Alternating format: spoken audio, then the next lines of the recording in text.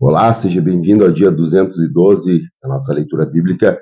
Meu nome é Everton Alonso e é um prazer ter a tua companhia. Hoje nós iremos fazer a leitura de alguns capítulos das Sagradas Escrituras, mas antes de iniciarmos, peço que você possa deixar o teu curtir, o teu comentário, o teu compartilhar e ativar o sininho de notificações. Hoje nós iremos fazer a leitura aqui no livro de Juízes, no capítulo 14, teremos a Atos dos Apóstolos, no capítulo 18, iremos ao profeta Jeremias, no capítulo 27, e finalizando a leitura de hoje, iremos ao livro de Marcos, o Evangelho segundo escreveu Marcos, no capítulo 13. Vamos à leitura? Aqui no livro de Juízes, no capítulo 14, nós vamos ver sobre o casamento de Sansão. Ontem nós lemos sobre a questão do nascimento dele, agora nós vamos ler sobre o crescimento e o nascimento e o casamento de Sansão. Vamos a essa leitura? Sansão desceu a Timná e viu ali uma mulher do povo filisteu. Quando voltou para casa, disse a seu pai e a sua mãe: Vi uma mulher filisteia em Timná. Consigam essa mulher para ser minha esposa. Seu pai e sua mãe lhe perguntaram: Será que não há mulher entre os seus parentes ou entre todo o seu povo? Você tem que ir aos filisteus incircuncisos para conseguir uma esposa? Sansão, porém, disse ao pai: Consiga-a para mim. É ela que me agrada. Seus pais não sabiam que isso vinha do Senhor, que buscava ocasião contra os filisteus, pois naquela época eles dominavam Israel. Sansão foi para Timná com seu pai e sua mãe. Quando se aproximavam das vinhas de Timná, de repente um leão forte veio rugindo na direção dele. O Espírito do Senhor apossou-se de Sansão, e ele, sem nada nas mãos, rasgou o leão como se fosse um cabrito, mas não contou nem ao pai nem à mãe o que fizera. Então foi conversar com a mulher de quem gostava. Algum tempo depois, quando voltou para casar-se com ela, Sansão saiu do caminho para olhar o cadáver do leão, e nele havia um enxame de abelhas e mel. Tirou o mel com a mão e o foi comendo pelo caminho. Quando voltou aos seus pais, repartiu com eles o mel. Eles também comeram, mas não lhes contou que tinha tirado o mel do cadáver do leão. Seu pai desceu à casa da mulher, e Sansão deu ali uma festa, como era de costume dos noivos. Quando ele chegou, trouxeram-lhes 30 rapazes para acompanharem na festa. Vou propor um enigma para vocês, disse-lhe Sansão. Se vocês puderem dar-me a resposta durante os 7 dias de festa, então darei a vocês 30 vestes de linho e 30 mudas de roupas. Se não conseguirem me dar a resposta, vocês me darão 30 vestes de linho e 30 mudas de roupas. Propondo-nos o seu enigma, disseram: Vamos ouvi-lo. Disse ele então: Do que come saiu comida, do que é forte saiu doçura. Durante 3 dias eles não conseguiram dar a resposta. No quarto dia, disseram à mulher de Sansão: Convença o seu marido a explicar o enigma. Caso contrário, poremos fogo em você e na família de seu pai, e vocês morrerão. Você nos convidou para nos roubar? Então a mulher de Sansão implorou-lhes aos prantos: Você me odeia, você não me ama, você deu o meu povo o enigma, mas não me contou a resposta. Nem meu pai, nem a minha mãe expliquei o enigma, respondeu ele. Por que deveria explicá-lo a você? Ela chorou durante o restante da semana da festa. Por fim, no 7º dia, ele lhe contou, pois ela continuava a perturbá-lo. Ela, por sua vez, revelou o enigma ao seu povo. Antes do pôr do sol do 7º dia, os homens da cidade vieram lhe dizer: O que é mais doce do que o mel e o que é mais forte que o leão? Sansão lhe disse: Se vocês não tivessem arado com a minha novilha, não teriam solucionado o enigma. Então o Espírito do Senhor se apoderou de Sansão. Este desceu a Ascalon, matou 30 homens, pegou as suas roupas e deu dos que tinham explicado o enigma. Depois, enfurecido, foi para a casa de seu pai. E a mulher de Sansão foi dada a um amigo que tinha sido o acompanhante dele no casamento. Vamos agora ao livro de Atos, no capítulo 18.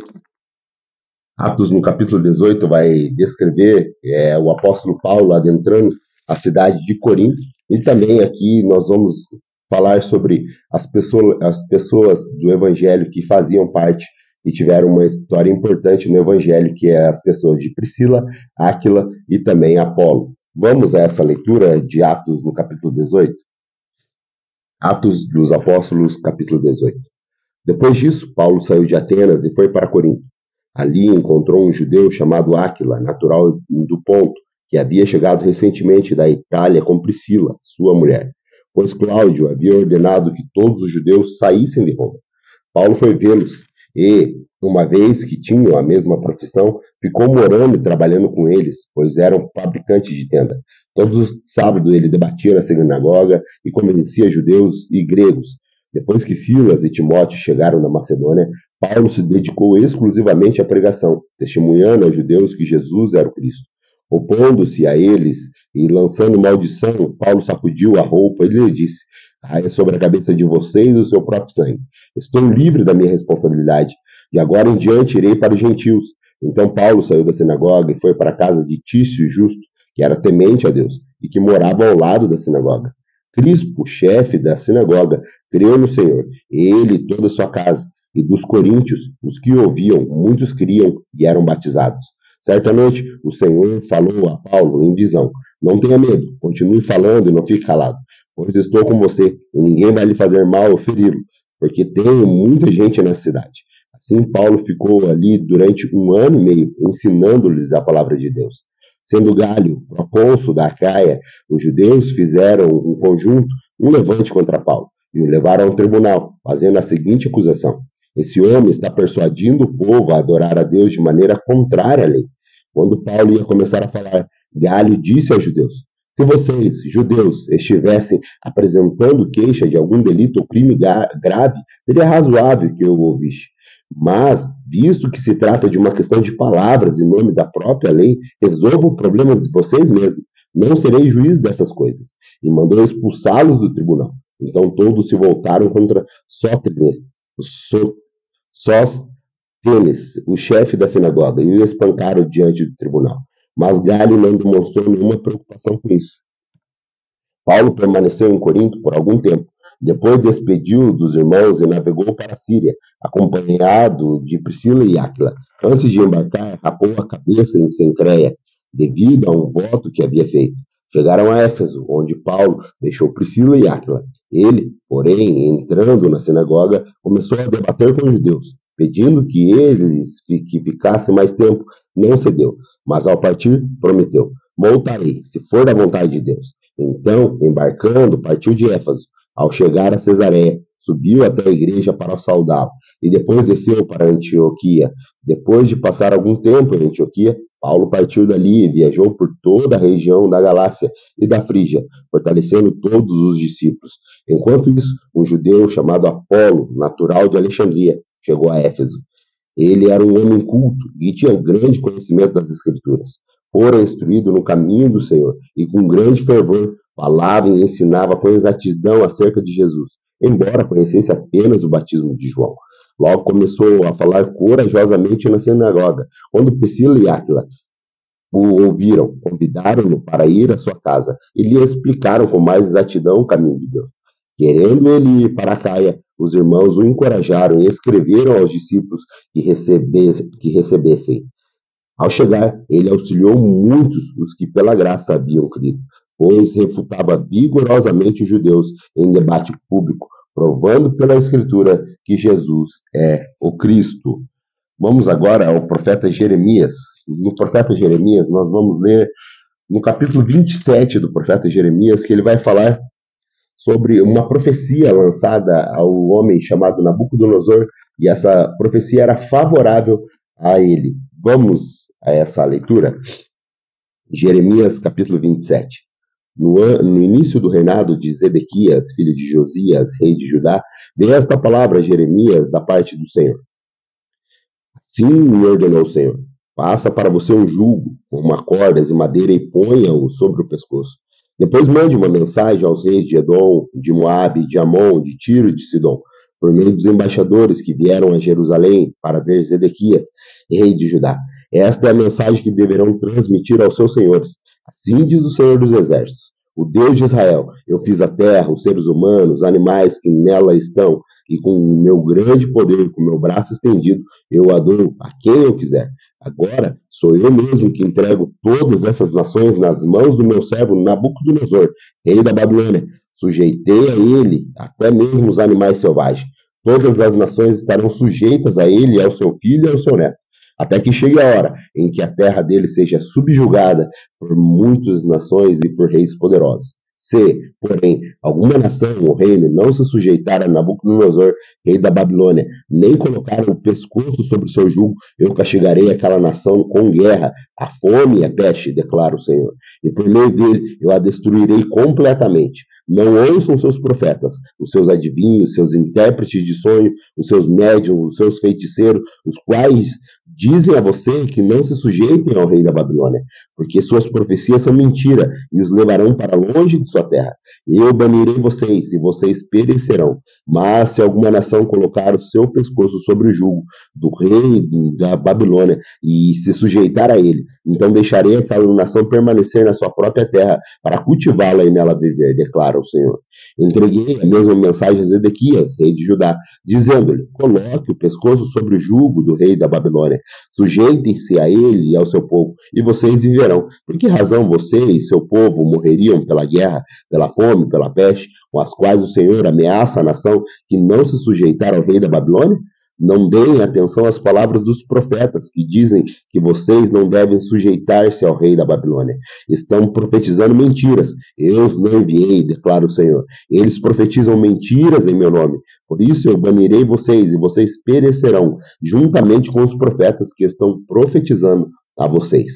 Então eu disse aos sacerdotes e a todo este povo: assim diz o Senhor, não ouçam seus profetas que dizem que em breve os utensílios do templo do Senhor serão trazidos de volta da Babilônia. Eles estão profetizando mentiras. Não os ouçam, sujeitem-se ao rei da Babilônia e vocês viverão. Por que deveria essa cidade ficar em ruínas, se eles são profetas e têm a palavra do Senhor, que implorem ao Senhor dos Exércitos, pedindo que os utensílios que restam do templo do Senhor, no palácio do rei de Judá e em Jerusalém, não sejam levados para a Babilônia? Porque assim diz o Senhor dos Exércitos, acerca das colunas, do tanque, do suporte e dos outros utensílios que foram deixados nessa cidade, os quais Nabucodonosor, rei da Babilônia, não levou consigo de Jerusalém para a Babilônia, quando exilou Joaquim, filho de Jeoaquim, rei de Judá, com os nobres de Judá e Jerusalém. Sim, assim diz o Senhor dos Exércitos, Deus de Israel, acerca dos utensílios que restaram no templo do Senhor, no palácio do rei de Judá e em Jerusalém. Serão levados para a Babilônia e ali ficarão até o dia em que eu os quiser buscar, declara o Senhor. Então os trarei de volta e o restabelecerei neste lugar. Vamos à nossa última leitura de hoje. A nossa última leitura de hoje está no Evangelho segundo escreveu Marcos, no capítulo 13. Aqui no Evangelho segundo escreveu Marcos, nós vamos ler sobre o sinal dos últimos tempos, o sinal dos tempos e também o dia e a hora, ninguém sabe, eles são totalmente desconhecidos. Assim diz o Senhor Jesus Cristo. Vamos a essa leitura? Marcos capítulo 13. Quando ele estava saindo do templo, um dos seus discípulos lhe disse: olha, mestre, que pedras enormes, que construções magníficas. Você está vendo todas essas grandes construções? Perguntou Jesus. Aqui não ficará pedra sobre pedra, serão todas derrubadas. Tendo Jesus se assentado no Monte das Oliveiras, de frente para o templo, Pedro, Tiago, João e André lhe perguntaram em particular: dize-nos, quando acontecerão essas coisas? E qual será o sinal de que tudo isso está prestes a cumprir? Jesus lhe disse: cuidado que ninguém os engane. Muitos virão em meu nome, dizendo: sou eu. Enganarão a muitos. Quando ouvirem falares de guerra, de rumores de guerra, não tenham medo. É necessário que tais coisas aconteçam, mas ainda não é o fim. Nação se levantará contra nação, e reino contra reino. Haverá terremotos em vários lugares e também fomes. Essas coisas são o início das dores. Fiquem atentos, pois vocês serão entregues aos tribunais e serão açoitados nas sinagogas por minha causa. Vocês serão levados à presença dos governadores e reis como testemunhos a eles. E é necessário que antes o evangelho seja pregado a todas as nações. Sempre que forem presos e levados a julgamento, não fiquem preocupados com o que vão dizer. Digam somente o que for dado a vocês naquela hora, pois não serão vocês que estão falando, mas o Espírito Santo. O irmão trairá seu próprio irmão, entregando-o à morte. E o mesmo fará o pai ao seu filho. Filhos se rebelarão contra os seus pais e os matarão. Todos odiarão vocês por minha causa, mas aqueles que perseverarem até o fim será salvo. Quando vocês virem o sacrilégio terrível no lugar onde não deve estar, quem lê entenda. Então, os que estiverem na Judéia fujam para os montes. Quem estiver no telhado de sua casa, não desça, nem entre em casa para tirar dela coisa alguma. Quem estiver no campo, não volte para pegar o seu manto. Como serão terríveis aqueles dias para as grávidas e para as que estiverem amamentando. Orem para que essas coisas não aconteçam no inverno, porque aqueles serão os dias de tribulação, como nunca houve desde que Deus criou o mundo até agora, nem jamais haverá. Se o Senhor não tivesse abreviado tais dias, ninguém sobreviveria. Mas por causa dos eleitos e porque os escolhidos ele os abreviou. Se, então, alguém disser, venham, aqui está o Cristo, vejam, ele está ali, não acredite, pois aparecerão falsos cristos e falsos profetas que realizarão sinais e maravilhas para que, se possível, enganar até os escolhidos. Por isso, fiquem atentos, eu avisei-os de tudo antecipadamente, mas naqueles dias, após aquela tribulação, o sol escurecerá e a lua não dará a sua luz, as estrelas cairão do céu e os poderes celestes serão abalados. Então verão o Filho do Homem vindo nas nuvens com grande poder e glória, e ele enviará os seus anjos e reunirá os seus eleitos dos quatro ventos, dos confins da terra até os confins do céu. Aprendam a lição da figueira. Quando seus ramos se renovam e as suas folhas começam a brotar, vocês sabem que o verão está próximo. Assim também, quando virem essas coisas acontecendo, saibam que ele está próximo, às portas. Eu asseguro a vocês que não passará essa geração até que todas essas coisas aconteçam. Os céus e a terra se passarão, mas as minhas palavras jamais passarão. Quanto ao dia e a hora, ninguém sabe, nem os anjos no céu, nem o Filho, senão somente o Pai. Fiquem atentos, vigiem, vocês não sabem quando virá esse tempo. É como um homem que sai de viagem. Ele deixa sua casa, encarrega de tarefas cada um dos seus servos e ordena ao porteiro que vigie. Portanto, vigiem, porque vocês não sabem quando o dono da casa voltará. Se à tarde, à meia-noite, ao cantar do galo ou ao amanhecer. Se ele vier de repente, que não os encontre dormindo. O que eu digo a vocês, digo a todos, vigiem. Essa é a nossa leitura de hoje. Muito obrigado pela tua companhia. Aguardo você amanhã, se assim Deus nos permitir, para mais um dia da nossa leitura bíblica. Até lá.